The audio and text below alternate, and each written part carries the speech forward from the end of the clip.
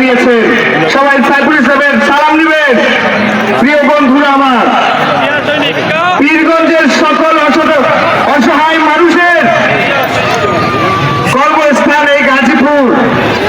সেই গাজীপুরে এসে আমরা আজকে চাকরি করে খাচ্ছি, কেউ রিক্সা চালিয়ে খাচ্ছি। আপনারা কি চান না গ্রাম অঞ্চলে নিজের জন্মভূমিতে মাতৃভূমিতে গিয়ে কর্মস্থল করে খাবেন, নিজের সচ্ছল অবস্থায় চলবেন? এটা কি চান না?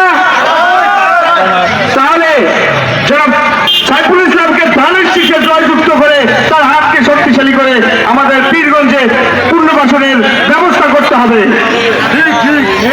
একটি দল আমরা ইতিমধ্যে দেখে গেছি, পীরগঞ্জে অনেক এমপি এসেছে, তবুও পীরগঞ্জের সাধারণ মানুষের ভাগ্যের উন্নয়ন হয়নি।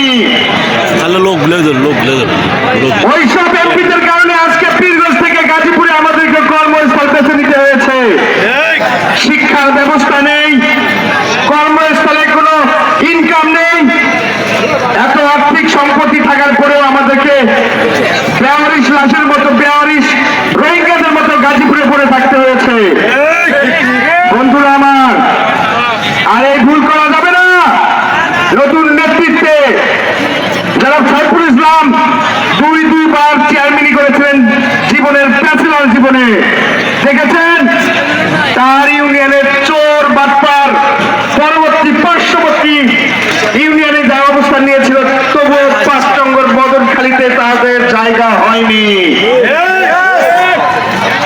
আবার যদি জনাব সাইফুল ইসলাম ধানের শীষের প্রার্থী এমপি হতে পারে, তাহলে মনে রাখবেন পীরগঞ্জের চাঁদাবাজ, দুর্নীতিবাজ, চোর, ডাকাত, বদমাইশের পীরগঞ্জের ঠাঁই হবে না। এটা সাইফুল ইসলাম নিজেও জানে এবং পীরগঞ্জের সকল চোর, বাটপার, চিটার, ধান্দাবাদেরা জানে যে সাইফুল এমপি হলে আমাদের খাওয়া থাকবে না, দালালের জায়গা পীরগঞ্জে হবে না।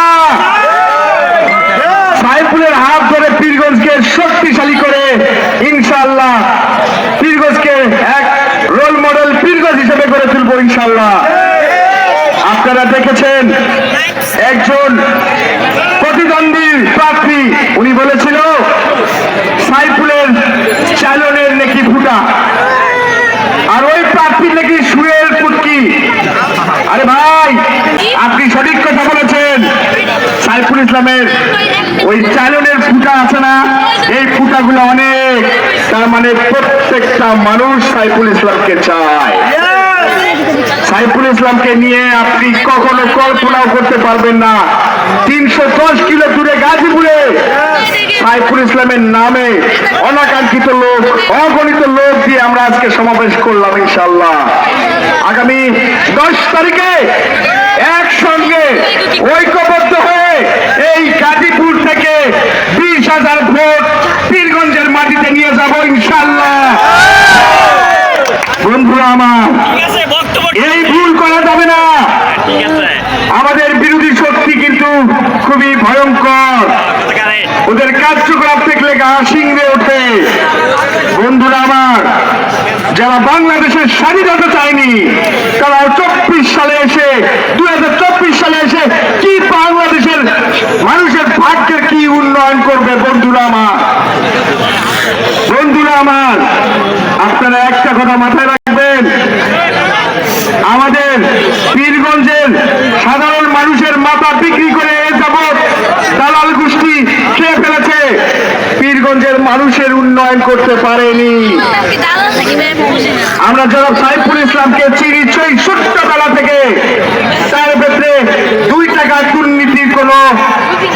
দুর্নীতির কোনো অভিযোগ নেই, এমন একজন নেতাকে আমরা পীরগঞ্জের মাটিতে পেয়েছি। এটা আমাদের ভাগ্যের ব্যাপার।